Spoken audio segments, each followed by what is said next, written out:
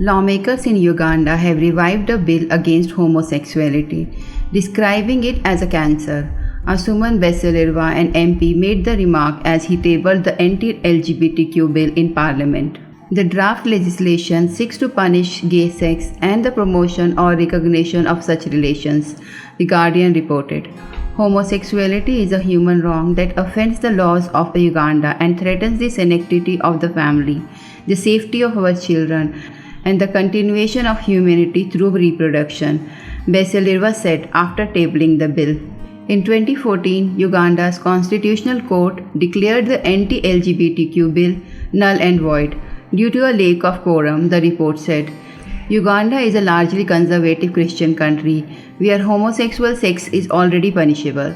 The punishment for homosexual acts is life imprisonment, but the original draft bill had called for the death penalty for gay sex. Uganda President Yoweri Museveni last month said the country will not embrace homosexuality and that the West should stop seeking to impose its views on it.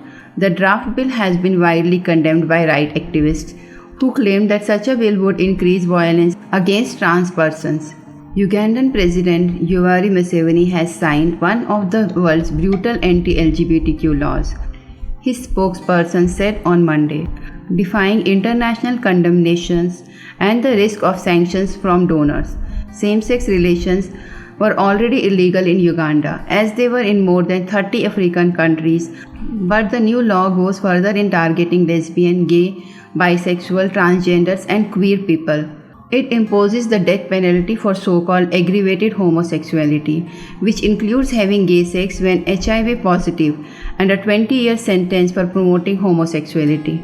Museveni's signing of the bill was first announced by Parliament Speaker Anita Among on Twitter. Authorities have acknowledged that Uganda, which receives billions of dollars in foreign aid each year, could face sanctions over the legislation.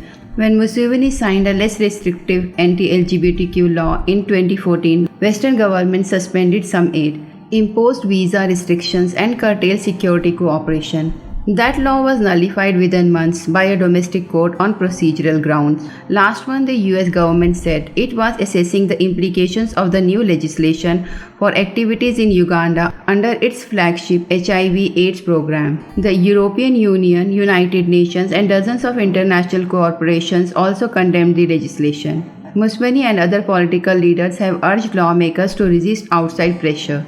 With a lot of humility, I thank my colleagues, the members of parliament, for withstanding all the pressures from bullies and doomsday conspiracy theorists in the interest of our country, Parliament Speaker Amok said in her statement. Passage of the bill in March sent fear rippling through Uganda's LGBTQ community. Many closed down social media accounts and fled their homes for safe houses.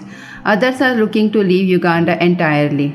Right activists said it is a very dark and sad day for the LGBT community, our allies, and all of Uganda.